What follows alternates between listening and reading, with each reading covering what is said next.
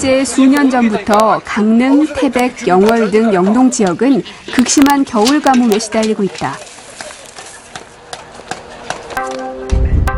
이에 정부는 공급 확대 정책으로 맞서고 있다.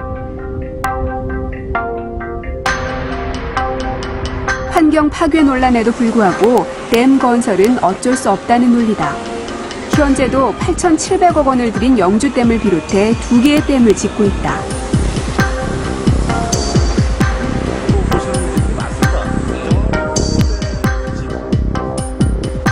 그리고 상수원 보호구역을 설정하고 수질 개선을 위해 또 돈을 들인다.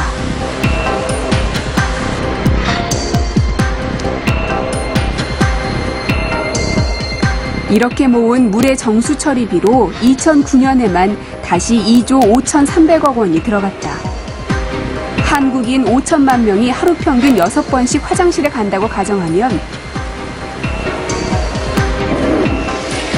매년 11억 톤의 수돗물이 단지 변기물로 쓰이고 있는 것이다. 수색변소는 제일 깨끗한 물을 갖고 와서 제일 더러운 물을 만드는 그런 시설이고요. 한편에서는 수색변소를 가지고 수색변소 때문에 인류가 많이 발전했다고 그러지만 제가 보기에는 물 사용 관점에서는 인류가 만든 최악의 발명품이 아닌가 이렇게 생각합니다. 이런 상황에서 요즘 위생도기 업체들의 최대 화두는 단연 절수변기다. 올해 5월에 열린 상하이 국제위생도기 박람회장에서 이런 경향을 확인할 수 있다. 조금 더 안쪽으로 들어가세요. 이 변기는 새하는 물을 걸러 화장실 용수로 재사용할 수 있게 설계되어 있다.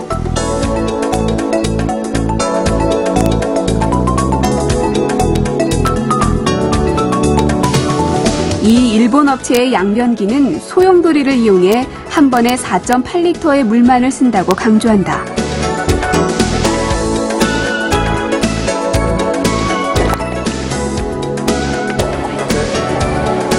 독일의 한 유명 업체에선 물내림의 속도를 높여 4.2리터까지 줄였다고 홍보한다. 이 중 단연 돋보이는 제품은 중국 내 10위 안에 드는 한 회사가 내놓은 초절수형 변기. 불과 2.8리터의 물로 대변을 씻어내릴 수 있다는 것. 모든 업체들이 0.1리터라도 물을 적게 쓰는 변기를 홍보하느라 여념이 없다.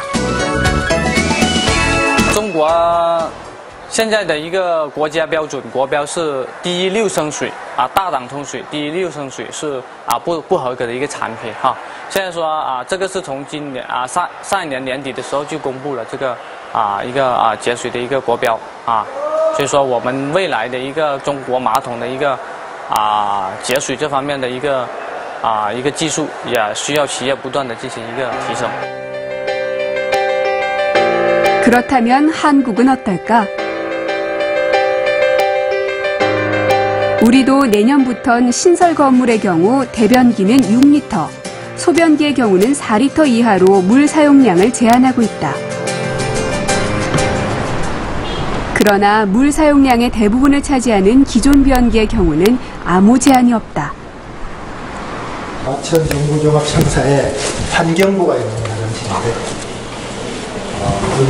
근데 여기는 뒤에 변기통이 없네요. 이런 상황에서 절수형 변기 설치법을 만든 환경부는 화장실에 절수형을 쓰고 있을까? 변기 레버에 손을 떼지 않는 한 물이 끝없이 흘러나온다.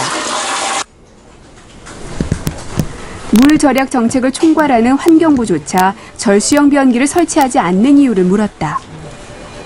물이 계속 나오던데. 그 부분은 이제 아직까지 그런 탑재기까지는 지금까지 일반 사업체에서 개발이 안 되어 있는 상태고 그렇기 때문에 그까지는 조치를 못한 거고요.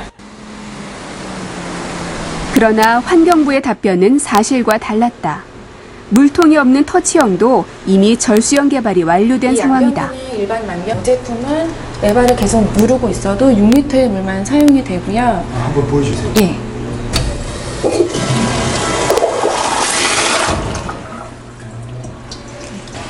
물이 자동으로 잠기네요? 네, 6리터만 사용이 되고 자동으로 잠기게 되어 있어요. 물 공급을 책임지는 수자원 공사는 어떨까? 현재 수자원 공사는 물 부족 상황을 대비해 14개의 초대형 댐을 운영 중이다. 그다음 멘트를 해야 하나요? 네, 뭘 보여주시겠습니까?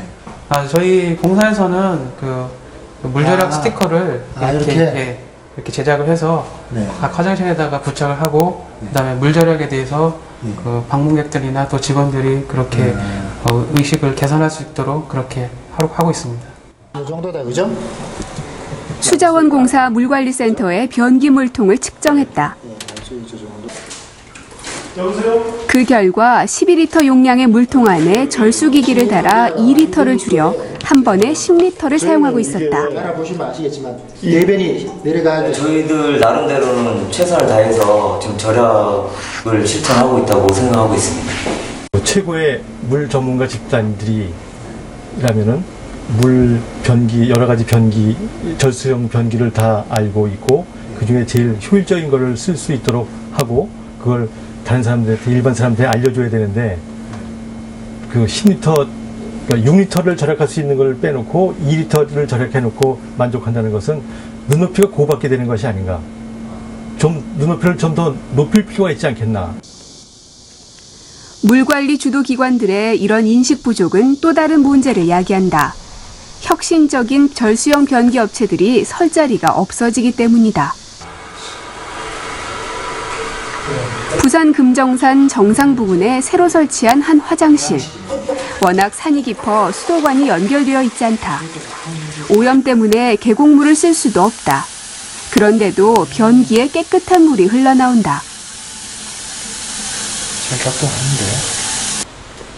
당연히 등산객들의 만족도가 높다.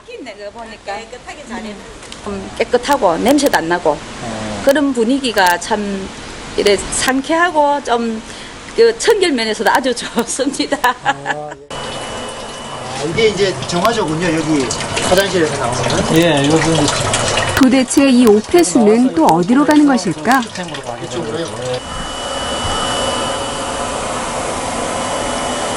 알고 봤더니 이 오폐수는 화장실 뒤쪽 건물로 들어가 정수 과정을 거친 후 다시 깨끗한 변기물이 된다는 것이다.